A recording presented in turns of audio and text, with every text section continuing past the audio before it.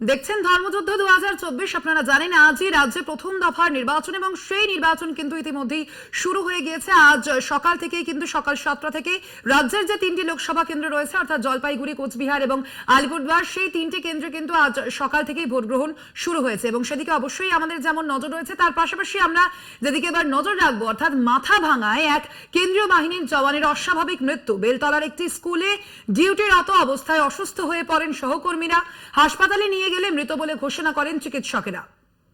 আপনাদের আবারও জানিয়ে রাখি যে ঘটনা ঘটেছে, এবার সেই সম্পর্কে আপনাদের অবগত করছি। অর্থাৎ অসুস্থ হয়ে পড়েন প্রথমে কেন্দ্রীয় বাহিনীর এক জওয়ান এবং অস্বাভাবিক মৃত্যু হয় তার। বেলতলার একটি স্কুলে ডিউটিরত অবস্থায় অসুস্থ হয়ে পড়েন সহকর্মীরা। হাসপাতালে নিয়ে গেলে তাকে মৃত বলে ঘোষণা করা হয় এবং সেদিকেই অবশ্যই আমাদের যেমন নজর থাকবে, তার পাশাপাশি আপনাদের জানিয়ে রাখি যে ঘটনার দিকে আমরা নজর রেখেছি। আজ কিন্তু জলপাইগুড়ি, কোচবিহার এবং আলিপুরদুয়ার এই তিন কেন্দ্রে কিন্তু আজ ভোট গ্রহণ চলছে। আজ সকাল 7টা থেকে কিন্তু সেই ভোট গ্রহণ প্রক্রিয়া চলছে এবং ইতিমধ্যেই যেমনটা খবর রয়েছে যে কোচবিহারে আমরা দেখেছি যে একাধিক জায়গা থেকে একাধিক অভিযোগ যেমন সামনে এসেছে, অন্যদিকে কিন্তু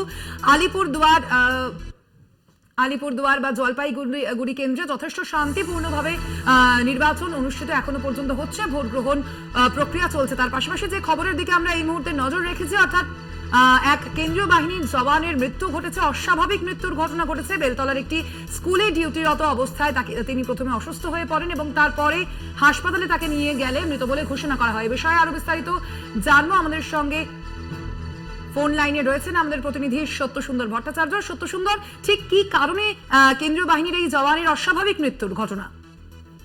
দেখো, কোচবিহারের মাথা ভাঙাতে জওয়ানের রহস্যজনক একটি ঘটনা ঘটেছে।